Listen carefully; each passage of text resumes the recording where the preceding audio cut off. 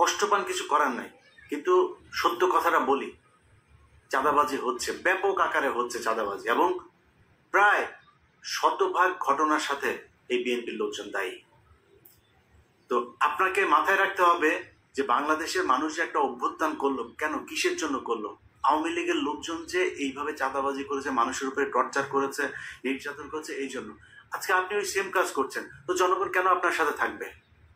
আরে ভাই, 5 বছর পরে এটার জন্য অন্তত যে দল থেকে হোক, যে সাধারণ মানুষের থেকে হোক, একটা প্রতিরোধ কমিটি তৈরি করা উচিত, যে বিএনপির যে যাবে চাঁদাবাজি করতে, সে আওয়ামী লীগের হোক না হোক, বিএনপির কারো নাম ভাঙায় হোক আর না হোক, যে যাবে তারা ধরে পিটাইতে হবে।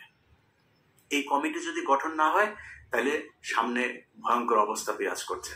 আপনি আজকে মানুষ যখন কিনা বিএনপির দিক থেকে মুখ ফিরায় নেবে, তখন কি হবে?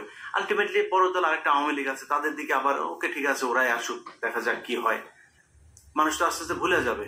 তো দেখা যাক কি হয়, সময় কি হবে, আওয়ামী লীগ আবার আসবে। আসার পরে আওয়ামী লীগ যদি এবার আসে, তাহলে আপনি বুঝতে পারছেন যে দেশের অবস্থাটা কি হবে। ওদের যত ক্ষোভ, এই 5 তারিখের আগেও শেখ হাসিনার বক্তব্যগুলোর কথা মনে আছে আপনার? সব ক্ষোভ হচ্ছে জামাত এবং শিবির। সো এই সেফট গার্ডটা জামাত শিবিরকে হইতে হবে, সেই দায়িত্বটা আপনাদেরকে পালন করতে হবে। প্রয়োজনে প্রতিটা এলাকায় আলাদা আলাদা গ্রুপ তৈরি করেন, কমিটি তৈরি করেন, এলাকায় যত ধরনের চাঁদাবাজি আছে, এই চাঁদাবাজি এখানে যারা যারা আসবে তাদেরকে ধরে জনগণ নিয়ে তারপরে পেটাইতে হবে, সে যেই দলই করুক। বিএনপি যদি বলে বিএনপি করে না, সমস্যা নাই তো, ওরে পেটাইলে বিএনপি বলবে না তো।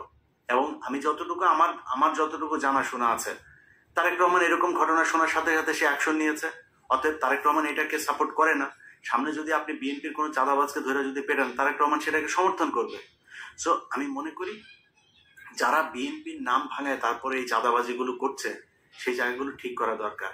হাজার হাজার কোটি কোটি টাকা যারা এই করেছে, ইনকাম করেছে, মিনিমাম, একদম মিনিমাম লেভেলের যদি নাকি একটা মানে শিক্ষাও যদি এটার থেকে নিত, তাহলে অন্তত চিন্তা করতো যে এত টাকা পয়সা কামায় কি করবো। আরে ভাই, দামি দামি গাড়ি ফেলায় চলে গিয়েছে, টাকা বস্তা এগুলো ঘরের মধ্যে ফেলে চলে গিয়েছে, রাখতে পারেন। এত টাকা করবেনটা কি, মানে লাভ কি, আমার এটা বুঝান। ধরেন আমার যদি নাকি এখন নিউ ইয়র্কে 3টা বাড়ি থাকে, খুব স্বাভাবিকভাবে কোশ্চেন উঠবে যে ওর এত বাড়ি কোত্থেকে আসলো।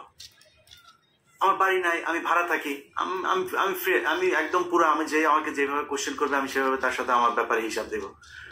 তো আমার যদি নাকি সর্বোচ্চ হইতে পারে, তাহলে একটা বাড়ি হইতে পারে। সর্বোচ্চ যদি হইতে পারে, ব্যাংকে হয়তো 10 লাখ টাকা থাকতে পারে, মানে বাংলাদেশি টাকা $10,000 থাকতে পারে হয়তো। তো এর বেশি যখন আমার অ্যাকাউন্টে যখন 100-200 কোটি টাকা থাকবে, তখনই তো এটা অস্বাভাবিক, ওইটাই তো আমার জন্য অসম্মানজনক। সবাই বুঝবে যে ও চোর। এই যে এখন যারা চোর হিসাবে যাদের নাম আসছে, এই চোরেদের লজ্জা লাগে না?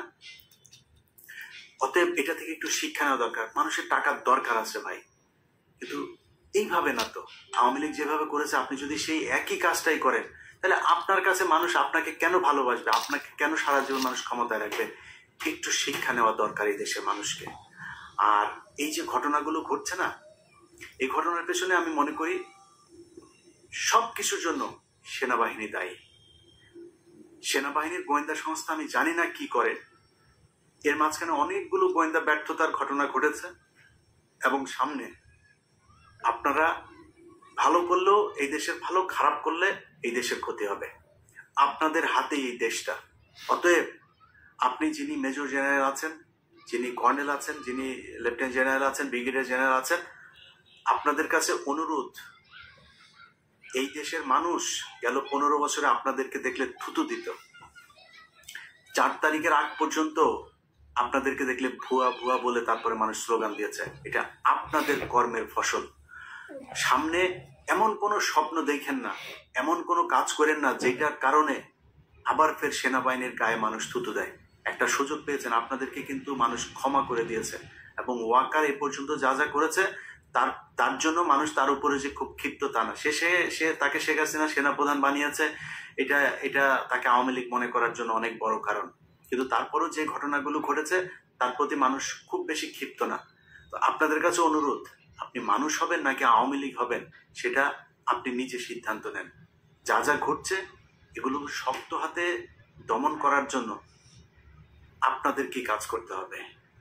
এই যে শেখ হাসিনা সহ আওয়ামী লীগ যারা এখনো পর্যন্ত করছে, আমি মনে করি তাদেরকে খুব দ্রুত নিষিদ্ধ করা হোক। শুধু ছাত্রলীগ না, আমি এটাকে খুবই পার্শিয়াল একটা জিনিস মনে করেছি যে একটা সংগঠন, তাদের সহযোগী সংগঠন হচ্ছে ছাত্রলীগ, সেটাকে আপনি নিষিদ্ধ করলেন, অথচ মেন সংগঠন যুবলীগ তো আরো সন্ত্রাসী, আওয়ামী লীগ সবই তো সন্ত্রাসী। এই আওয়ামী লীগ এমন একটা দল, এটা যে কোনো এলাকার যাদের এই বিজম্মা পয়দা হয় না, এই বিজম্মা গুলো যা আওয়ামী লীগ করে, এই বিজম্মা ছাড়া কোনোদিন কেউ আওয়ামী লীগ করতে পারে না। সেই বিজম্মা গুলোকে নিয়ে আওয়ামী লীগ পয়দা হয়, তার ঘর থেকে আবার ছাত্রলীগ পয়দা হয়। এই যে ছাত্রলীগ যেখান থেকে পয়দা হইলো সেটাকে আপনি নিষিদ্ধ করলেন না, ছাত্রলীগকে নিষিদ্ধ করলেন, এটা আমার কাছে খুব হাস্যকর মনে হয়েছে। আওয়ামী লীগ, যুবলীগ, স্বেচ্ছাসেবক লীগ, কৃষক লীগ যা আছে ওদের সবগুলো সহযোগী সংগঠন সবকটাকে একদম দলগতভাবে তারপরে নিষিদ্ধ করতে হবে। তাদের ব্যাপারে ভাই আবারও বলছি, আপনারা ছাত্ররা তো আছেনই এবং জামাত শিবির এই জায়গায় সবচেয়ে বড় ভূমিকা পালন করতে হবে, যেটা গেল রাতে করেছেন। সব জায়গাতে আপনাদেরকে চোখ কান খোলা রাখতে হবে, কারণ আওয়ামী লীগ কিন্তু এই দেশে আসলে হয়তো তারেক রহমান সহ কয়েকজনের উপরে তাদের ক্ষোভ থাকবে, কিন্তু বেশিরভাগ বিএনপি কিন্তু তাদেরকে এখন শেল্টার দিচ্ছে, তাদের টাকা পয়সা নিচ্ছে, তাদেরকে দলে ভেড়ায় তারপরে রাজনীতি করছে। সো জামাত শিবিরকে এই জায়গায় খুব বেশি সতর্ক থাকতে হবে এবং ছাত্রদেরকে সতর্ক থাকতে হবে। আর উপদেষ্টা পরিষদে ডক্টর মোহাম্মদ ইউনূস সহ তারপরে আসিফ নজরুল আপনাকে নিয়ে সমালোচনা করছে। যদি রয়ের এজেন্ট হয়ে না থাকেন তাহলে আশা করি এই যে ঘটনা ঘটলো আপনার সাথে বিদেশে, যে এটা আপনার সুইজারল্যান্ডের ঘটনাটা আপনার জন্য যথেষ্ট। এটা বোঝা যে আপনার শত্রুকে, আপনি এই দল এদেরকে যেভাবে শেখ মুজিবের ছবি আপনি ঘরের ভেতরে টানায় রেখে তারপরে আপনি শেখ হাসিনাটা নামিয়েছেন, এই যে একটা কাজ করেছেন না, এটার জন্য আপনার এই সুইজারল্যান্ডের ঘটনা আপনি পাওনা ছিলেন। আওয়ামী লীগ কি জিনিস এটা আপনি এখনো বুঝতে পারেন নাই। আওয়ামী লীগ মাটির নিচে পুঁতে ফেললো, সেইখান থেকে ওঠা ওরা ঠিক আগের মধ্যে, কারণ বিজম্মা তো বাপ মায়ের তো জন্মের পয়দার ঠিক নাই, তো কে কোন দিক দিয়ে লাগায় তারপরে এদের জন্ম দিচ্ছে কোনো ঠিক নেই। যেই কারণে এরা যেখান থেকে আসে ওদের চরিত্র ওইটাই থাকবে। এটা যতদিন বুঝতে না পারবেন ততদিন এইভাবে সুইজারল্যান্ডের মতো চট থাপ্পড় ঘুষিয়ে এগুলো খাইতেই হবে। সামনে যদি এদেরকে যদি কন্ট্রোল করতে না পারেন, পরিস্থিতি শুধু জামাত শিবির না, যারা এখন উপদেষ্টায় আছেন, যারা এই ছাত্র সংগঠনে আছেন, জামাত শিবির সবাইকেই করতে হবে, সেই সাথে বিএনপিরও পানা থাকবে। অতএব সবচেয়ে বড় দল বিএনপি এবং আমার বিশ্বাস বিএনপির সামনে ক্ষমতায় আসবে। আপনাদেরকে সব চাইতে বেশি মানে দায়িত্বশীল ভূমিকা পালন করতে হবে, কারণ আপনি যখন কিনা আওয়ামী লীগকে সুযোগ দিবেন, নমনীয় থাকবেন, আওয়ামী লীগের দলকে নিষিদ্ধ করতে চাবেন না, ছাত্রলীগকে নিষিদ্ধ করার কারণে আপনি আবার প্রতিবাদ জানাবেন, এগুলো করে এদেরকে যখন সহনশীল করবেন না, আপনাকে বুঝতে হবে যে যারা গতকালকে মিটিং করতে চেয়েছে, আরে ভাই তারা কারা, তারা খুন করেছে, খুনের সাথে জড়িত। ধরেন আপনি তো তাকে ডেকে আনেন, তাকে ধরে বলেন নাই যে তুমি ওইটার সাথে ছিলা। এখন এই পরিস্থিতিতে যারা কিনা মাঠে এসছে, তাদের মাঠে আসার মানে এটা কি, প্রিপারেশনটা কি? প্রিপারেশন হচ্ছে যে আসবে তারে ধরে মেরে ফেলতে হবে। এই যে প্রিপারেশন তাদের, যাকে পাবে তাকে মেরে ফেলবে, এটা মানেটা কি? এটা মানে হচ্ছে তারা এই 5 তারিখের আগের যে হত্যাকাণ্ড, সেই হত্যাকাণ্ড তারা ঘটিয়েছে, আবার সেই একই ধরনের হত্যাকাণ্ড ঘটানোর জন্য তারা আসছে। অতএব তাদেরকে আমি বলবো যে যেখানে পাওয়া যাবে তারা যেটা করতে এসছে তাদেরকে ওইটাই করে ছাড়তে হবে, ওইটাই করতে হবে তাদেরকে। এদেরকে যদি ছেড়ে দেন, এদেরকে যদি খালি মানে ওই কয়েকটা ভিডিও দেখলাম ন্যাংটা করে ছাড়ছেন, এটা ভাই শাস্তি না তাদের। ওরা যেই শাস্তি এতদিন দিতে, ওদেরকে ওই শাস্তি দিতে হবে। ওদের ভেতরে সেই আতঙ্ক ঢুকাইতে হবে যে এখানে একবার ওদের সামনে পড়লে আর বাঁচা যায় না। এটা যতক্ষণ পর্যন্ত না করবেন ততক্ষণ পর্যন্ত ওরা এইভাবে বিভিন্ন দিক থেকে আপনাকে ভেঙচি কাটতে থাকবে। সো পরিস্থিতিটা আমি মনে করি যে খুব সাবধানতার সাথে এটাকে কেয়ার করা উচিত। এটা ফানি বিষয় না। আপনার জীবন, মৃত্যু এবং এই দেশের সার্বভৌমত্বের সাথে জড়িত। প্রতিটা হিন্দু এই দেশে, বাংলাদেশে এই হিন্দু এবং ইসকন যারা আছে, তারা আওয়ামী লীগকে ক্ষমতায় আনার জন্য চেষ্টা করছে, এবং এইবার যদি আনে, হিন্দুরা তো আওয়ামী লীগ হয়ে যায়।